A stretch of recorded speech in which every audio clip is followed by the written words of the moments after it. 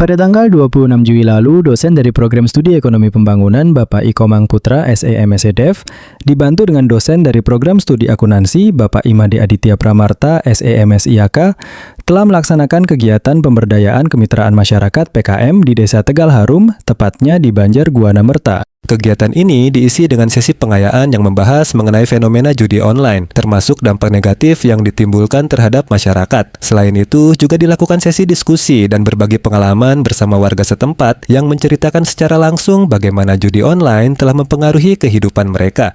Sebagai bentuk kepedulian dan dukungan nyata, kami turut memberikan dana bantuan untuk menunjang berbagai kebutuhan Seka Teruna-Teruni STT di Banjar Buana Merta. Tak hanya itu, kami juga menyerahkan bantuan berupa tempat sampah guna mendukung upaya pelestarian lingkungan dan meningkatkan kesadaran masyarakat akan pentingnya kebersihan. Melalui kegiatan ini, diharapkan masyarakat dapat semakin sadar akan bahaya judi online serta semakin termotivasi untuk menciptakan lingkungan yang lebih sehat dan produktif.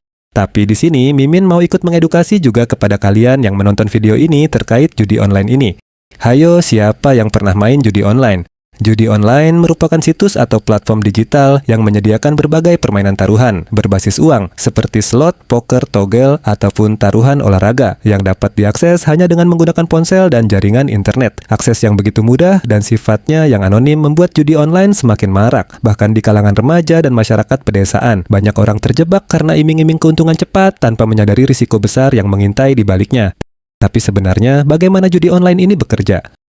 Awalnya, pengguna diminta membuat akun dan melakukan deposit ke rekening yang disediakan. Setelah itu, mereka bisa memilih permainan dan mulai bertaruh. Sistemnya dibuat sedemikian rupa. Kadang sengaja memberi kemenangan kecil di awal agar pemain ketagihan. Tapi lama-kelamaan, pemain akan terus kalah dan terdorong untuk menyetor lebih banyak uang demi mengejar kekalahan. Disinilah siklus kecanduan mulai terbentuk. Dampak buruk dari judi online sangat kompleks. Dari sisi individu, dampaknya bisa berupa ketergantungan psikologis, gangguan mental seperti stres hingga depresi, serta kehancuran finansial. Banyak kasus di mana seseorang kehilangan seluruh tabungannya, bahkan sampai berutang hanya demi balik modal dari kekalahan sebelumnya. Ini memicu siklus kecanduan yang sulit dihentikan. Di level keluarga dan masyarakat, judi online seringkali menjadi sumber konflik. Banyak rumah tangga hancur akibat salah satu anggotanya terlibat judi online. Tidak sedikit pula yang akhirnya melakukan tindak kriminal, seperti pencurian, penipuan, atau penggelapan dana demi membayar kekalahannya.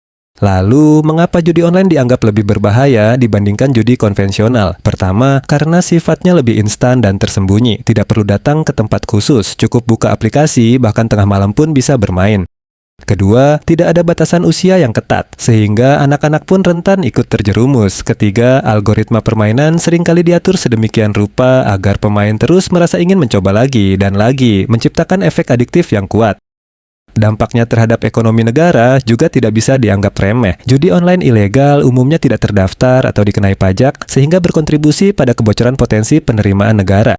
Dana masyarakat yang seharusnya berputar dalam sektor produktif malah habis di aktivitas konsumtif yang tidak menghasilkan. Dalam skala besar, ini dapat mengganggu stabilitas ekonomi karena meningkatnya angka kemiskinan, pengangguran, hingga kriminalitas.